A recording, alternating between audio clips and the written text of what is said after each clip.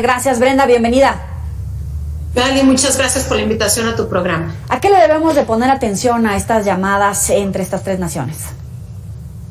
Bueno, lo cierto es que el día de hoy Estados Unidos elevó el tono de alerta sobre la crisis en torno a Ucrania. Eso preocupó a la comunidad internacional. Sin embargo, si volteamos a ver al Eliseo en Francia o a Berlín, el tono permanece con un poco más de cautela. Puede haber una guerra, desde luego. Hay señales de que la guerra podría iniciar pronto, las hay. ¿Va a haber una guerra, Yoali? Es difícil saberlo. Creo que hoy nadie, quizás ni siquiera Vladimir Putin, sabe si habrá una guerra. Se han elevado mucho las apuestas de ambos lados. Hay, desde luego, una enorme presencia militar rusa en torno a su frontera con Ucrania y en Bielorrusia. Estos ejercicios militares en territorio de Bielorrusia, que hace frontera con Ucrania y con Rusia, y que pues han aumentado la alarma en Europa. Sin embargo, la OTAN también ha movido sus fichas. La disuasión militar es de ambos lados. Y lo afortunado es que continúan abiertos los canales diplomáticos. Ya lo decías, Yoali, la llamada de mañana entre Putin y Biden y entre Macron y Vladimir Putin serán cruciales para ver si hay alguna luz en este oscuro túnel. Claro, es interesante, por ejemplo, la información que tú nos das. Gran Bretaña, Estados Unidos le pide a sus ciudadanos que salgan de la zona. Nosotros preguntamos en la Cancillería mexicana qué teníamos que hacer los mexicanos, que teníamos familia en Ucrania, cuál era la instrucción para ellos, como muchos otros países que todavía no sabemos qué tiene que hacer su ciudadanía. Cuando Estados Unidos eleva el tono, pero como tú dices, todavía no hay certeza de realmente hacia dónde va la situación. ¿Cómo se vive en esos momentos en términos sociales en Ucrania? Mira, yo he visto diversos reportes de personas que se encuentran en Ucrania donde dicen la situación está tranquila, no hay gente intentando de huir. Desde luego que hay pues preocupación. El presidente ucraniano Volodymyr Zelensky dijo hoy que había enorme incertidumbre respecto a lo que podría pasar en los siguientes días y horas. El presidente francés dijo que los ejercicios militares de Rusia pues eran una afronta en una situación de tanta tensión.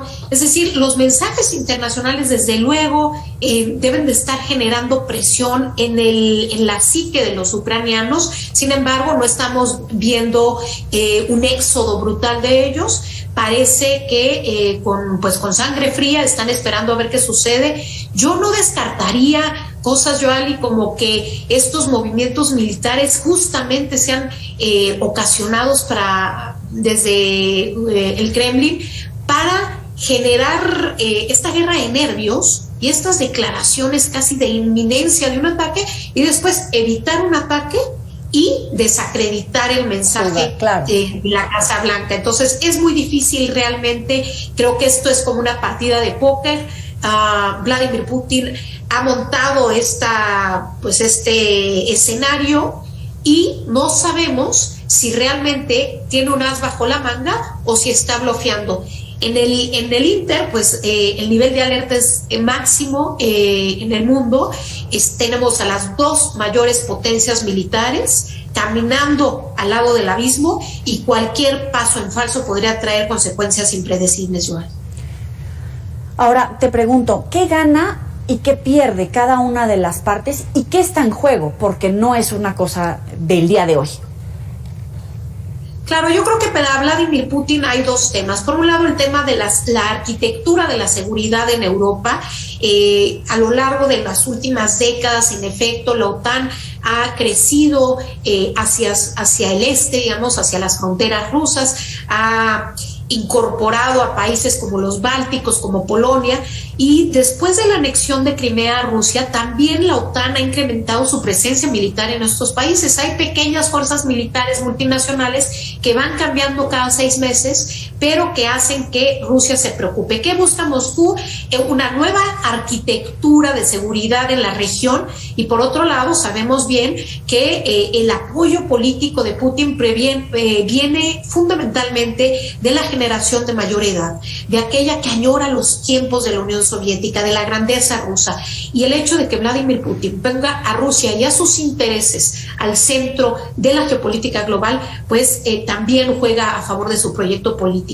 Es curioso, Joali, porque de este lado de la ecuación, digamos, del lado ruso hay un solo nombre, Vladimir Putin. Del lado occidental hoy hay una enorme cantidad de actores con diferentes intereses y visiones. Lo estamos viendo el día de hoy con la diferencia entre las declaraciones que existen en Estados Unidos o en Francia. Tenemos a la OSCE, a la OTAN, a Francia, Alemania. Hay diferentes formatos de negociación y hay un poco de desconfianza incluso entre algunos de estos integrantes del Frente Occidental, y me parece que Vladimir Putin aprovecha esa confusión y la debilidad de política interna de Biden para avanzar sus intereses en el mundo.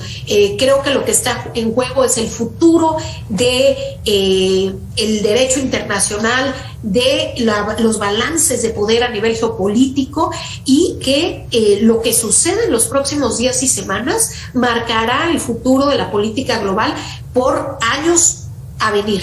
Es algo que tendrá un gran impacto en el futuro, Joan. Claro, y los energéticos, para ponerlos en términos todavía más terrenales, ¿cómo se puede mover el precio? Claro, es un tema fundamental porque la joya de la corona de este conflicto se ha convertido en el gas natural. Como sabemos, Europa consume 40% del gas desde Rusia. 40% del gas que se consume en Europa viene de Rusia. Entonces, ¿qué puede suceder en un momento de un conflicto? Que haya una disrupción a la oferta de gas hacia Europa, que esto desde luego eleve los precios, que ya se están elevando desde estos días, sobre todo en las últimas 24 horas a la luz de los eventos recientes.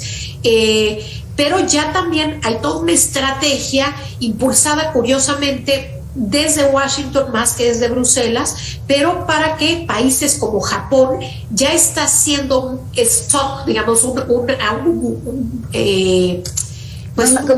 reservadito, un guardadito. Una reserva de gas natural para apoyar a Europa. Hay países como Qatar que ha dicho que está dispuesto a enviar parte de su gas a Europa. Habrá que ver cómo se reacomodan las fichas, porque mucho del gas que vendía Qatar se consumía en Asia. Habrá que ver cómo los países de Asia, en un momento de reactivación económica, están dispuestos a ceder parte de esta oferta de gas hacia los países de Europa. Lo que es un hecho es que seguramente el precio del gas natural y de los hidrocarburos en general subirá si hay un enfrentamiento entre Rusia y Occidente. El hecho de que estemos en esta transición todavía, en esta etapa de la pandemia, del aislamiento, de la crisis de los contenedores, de esta recuperación económica, ¿cómo entra en la ecuación este movimiento geopolítico del que hablabas? Es una excelente pregunta, Joali, porque en general, si se desata un conflicto, eso inhibe el consumo.